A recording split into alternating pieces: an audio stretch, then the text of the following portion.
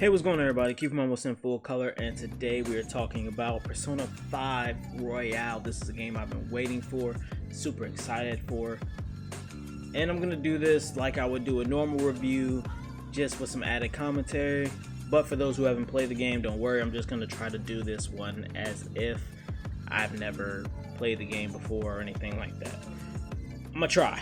So first and foremost, let's talk about that thing we always come into contact with first, those visuals. They look good. They look good. Now for those who play Persona 5, they aren't much better than their original counterpart, but because it's such a stylized piece, it's one of those things to where you really couldn't make it look much better than what it is given the style in which it was done. So it's a very stylized piece, and if you like stylized pieces, this is right up your alley. If you're not really into stylistic type stuff, then you might not appreciate it or like it a whole lot. It's really hard to say, but me personally, I love this piece, and it's all very cohesive. Ultimately, that's what this game is, one big cohesive piece of art. But moving on from there, from the visuals, I actually want to talk about the story. Let's go to the story first. So the story, in comparison to its original number one, I love the story. I think the story is really great. It's a layered story. There are so many different messages that you can pull from this story. At the end, I'm going to try to remember to actually talk about something that I think is very important considering the times that we're in. But ultimately, the story is very dope. It's very layered, and because of the added characters into the game, the story does deviate a little bit from its original counterpart, but at the end, ultimately, it gets to where it needs to be. So if you play Persona 5, storyline wise, you're not missing out too much. There are, like I said, there are some additions, but ultimately it does get to the same point that the original Persona 5 intended to make.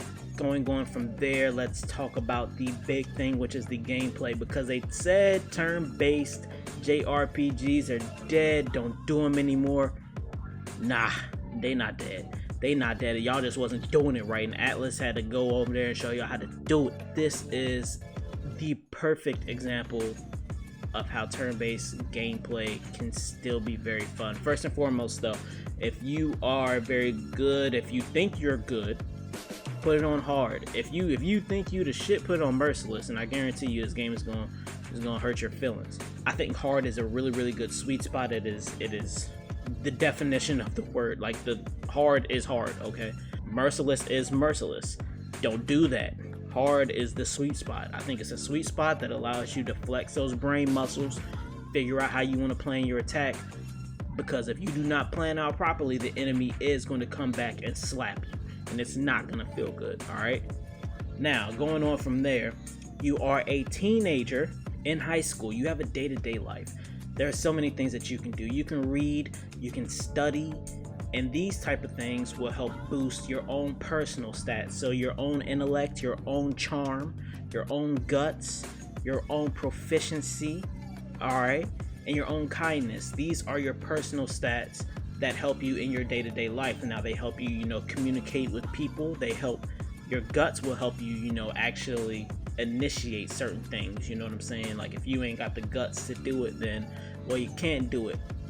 On top of that, when you go into battle, when you do these things, you have your teammates. They're your confidants, your closest friends, and through hanging out with them outside of battle, doing things with them, as for instance Ryuji, who is known as the best boy, you can go and hang out with him and work out. Like, this is gonna boost your level with him, and in battle this would come in handy in a few ways. One of which, if you're negotiating with a persona, so you beat up a persona and you want to recruit him to your team, and let's say he's kind of like, not really feeling you, Ryuji may come in, step in there, and give him what's known as punk talk, all right? And Ryuji may let him know, like, hey, you should join our squad. And that's really helpful. Also, if you end up hitting an enemy and you don't knock him down, Ryuji may come up and say, yo, I got you. Let me knock this out the park for you. And he's gonna do that, all right? And that's just one confidant. You get so many party members that you can, but not only your party members can be your confidants, you have so many other individuals in this game that can be your confidants, and they give so many great bonuses. Mishima, for instance, will ensure that the people on the bench are getting the same exact XP as you get with your starting lineup. Super useful, because level grinding, then you're not having to sub people out, sub people in to make sure that everyone is kind of at the same levels, or however you want to play it. You know, some people kind of like all their people to be around the same level. Some people only care about their starting lineup. However you want to play it, but it's very beneficial for all your people to be leveled up. That's all I'm going to say. If you're playing on hard, if you're playing on normal, you probably don't got to do that. But moving on from there, you got so many other things. You can go play darts, billiards, you can go out shopping. There are so many things to do. You can get a part-time job. This game is super immersive in what you can do in the game, just in your day-to-day life. Also, you're very strapped for time. The game has a time limit to it, so in terms of days. So you want to spend your days as efficiently as possible doing what you can, when you can, picking up whatever skills, like the speed reader skill. Super helpful. But you're trying to pick up as many of these skills as possible and boost your social stats so that you can have important conversations and say meaningful things to help boost your persona rank with your confidants and make them happy. And a lot of things are give and take. You know, if you give them your time, your attention, and let them know that you're there for them, and even doing things for your confidants, it does double back. And once again, at the end of this, I will speak on a big thing that I took from this game, a reaffirming thing. But moving on from there, the gameplay is immersive and it's crazy. And it would not be immersive, it would not be that crazy without the voice actors killing. The voice actors kill, the Japanese and the English voice actors. They both kill. It's absolutely amazing. The real glue though was the music. Now the first soundtrack for Persona 5, it was flawless to me. It was one of the greatest video game soundtracks of all time, if you ask me. To have to come up with another soundtrack to follow, now they didn't even have to be honest with you, but because that first one was received so well, I think they felt pressured into doing it.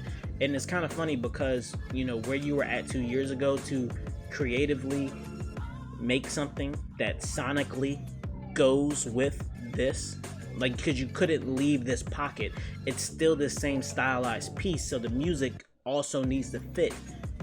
And damn it, they didn't do it again. Now, I do prefer the first soundtrack, but I own both soundtracks. I do prefer the first, but the second one got some bangers on it too, and I absolutely love both of these soundtracks. But you can have the best playlist of all time, but that means nothing if the song placement is trash. The song placement is absolutely flawless. If you play this game, you will understand that when the music starts to creep up and when it starts to crescendo, oh my gosh, it is so gorgeously great.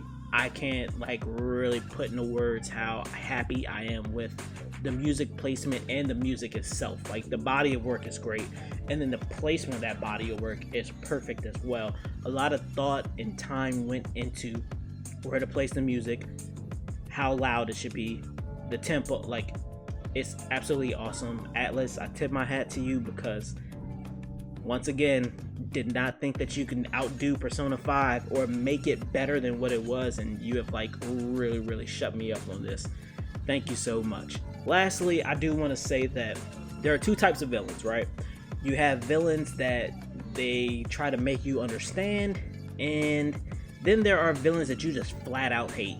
I think for this title, the villains that you flat out hate makes it it just makes it better in a way.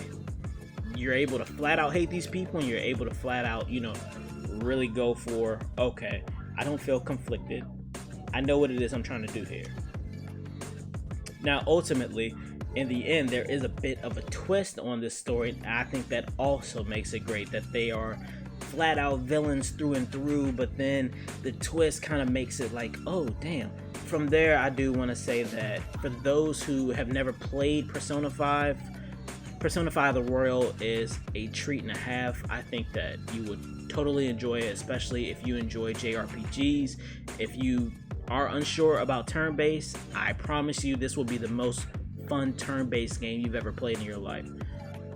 If you played Persona 5 but didn't finish it or anything for that, whatever, this is a great thing once again just to hop back into. Now, if you play Persona 5 and maybe you didn't like it because it was turn-based, well then obviously this isn't a game for you, given that the whole game is turn-based.